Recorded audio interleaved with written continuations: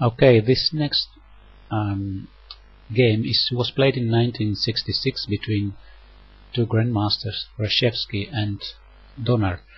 Donner is a Dutch grandmaster, and let's see how the game develops. We have a Nimzo-Indian defense, and e3 is the Rubinstein variation.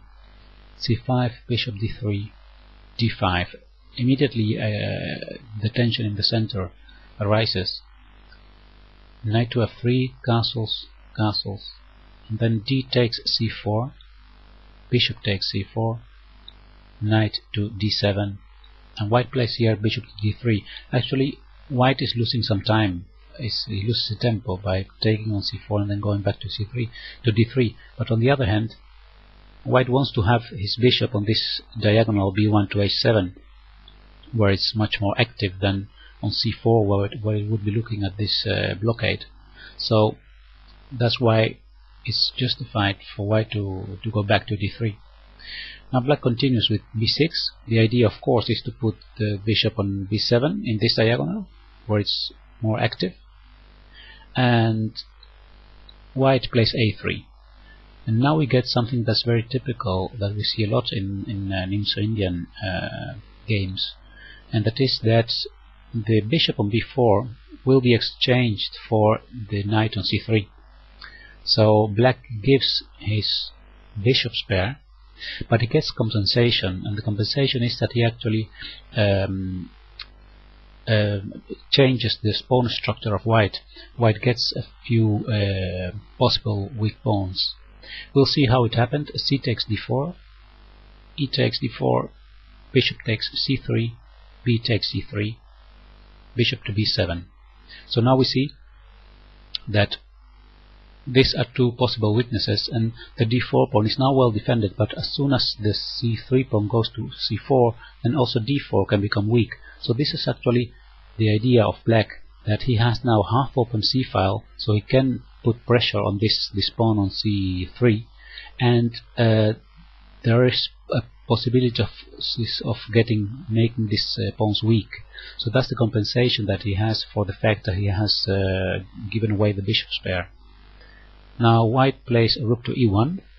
We see in the next moves a fight for this square, because it would be good for black if he could advance this pawn from e6 to e5, and eventually exchange it for the d4 pawn, because after taking back, then white would have a new isolated pawn. So black plays queen to c7, again directed to the field e5, and also having the possibility of connecting the rooks. Bishop d2 defending c3 that was attacked by the queen, and then rook f to e8 preparing to advance e5. White prevents this by playing queen to e2, and then black plays the other rook to c8. So we see that black has put this pressure on this half open c-file, and white plays the rook from a1 to c1, defending once more the c-pawn and preparing eventually to advance it to c4. And that's actually what happens after the next move. Black plays bishop to d5, and white can play c4, now gaining a tempo because he's attacking the bishop. So somehow it looks like Donner with black played bishop to d5, like asking white to play c4. But I doubt if it was a good idea. He goes to b7 back, and then white plays a4. The queen goes to c6, attacking a4, and also putting the queen and the bishop in the same diagonal towards g2. Now white plays bishop to f4, and he simply gives away this pawn on a4. Black took the pawn on a4, and it's maybe risky to take. That's what he did, and what happened then is that white puts the rook on a1 and recaptures immediately after queen to c6 the pawn taking on a7. Now we see that suddenly the white pieces get more space and have become more active, and now there is a weakness here. Rook a8 played. Now take on a8, take back, and then white plays the prophylactic move h3. Just give him some space for the king eventually to prevent future back rank mates, and also making this field just available for several pieces. h3 also looks at g4 to prevent eventually a knight coming here. Rook to a3, and now we see something that's very special. White sacrifices a pawn in order to get dynamic play. He plays the move d5. So these two pawns that I told before that could be weak, White decides to simply give away one of them and get some attack, because after e takes d5, c takes d5, queen takes d5, follows bishop to c4, and now the queen is attacked and it goes to c5, and now we see a beautiful sacrifice. All the white pieces actually are looking at these squares right there, and also the white knight can be focused on f7. So what white does is it takes immediately with check on f7, and black accepts the sacrifice. Then comes queen e6 check. The king goes to g6 and bishop d6 attacking the queen. Queen goes to a5, and then suddenly knight goes to e5, and now we see suddenly that all these white pieces are actually attacking this black king, and the black king seems to be very vulnerable.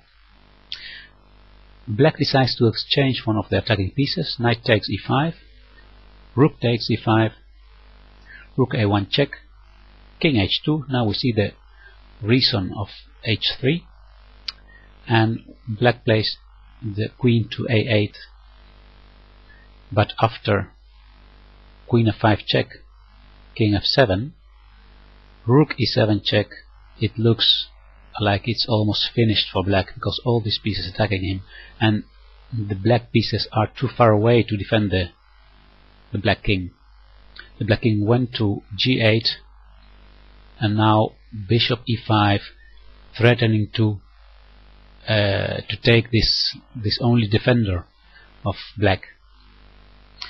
Black played rook e1, and now a beautiful finishing move of white. Maybe you can see it. I give you 5 seconds. 5, 4, 3, 2, 1. Okay, it's a beautiful combination. Rook takes g7 check, and in this position black resigned, because in all variation he will be checkmated.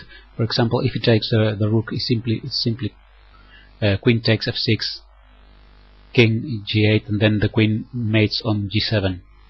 And other possibilities are, if the king goes to h8, then simply rook takes h7. The knight is pinned, so he cannot take the rook, so he has to go back. Then one more check, and in the next move it's mate on f7. So this is a very beautiful finishing game. We see that the one important moment was this sacrifice. At this point, when white plays g5 and sacrifices a pawn with the idea of activating the pieces and attacking f7. And after that we see that white plays very dynamically to attack the king and involve all the pieces that he has to attack the king. And this ends with this beautiful combination rook takes g7. Alright, I hope you enjoyed the game.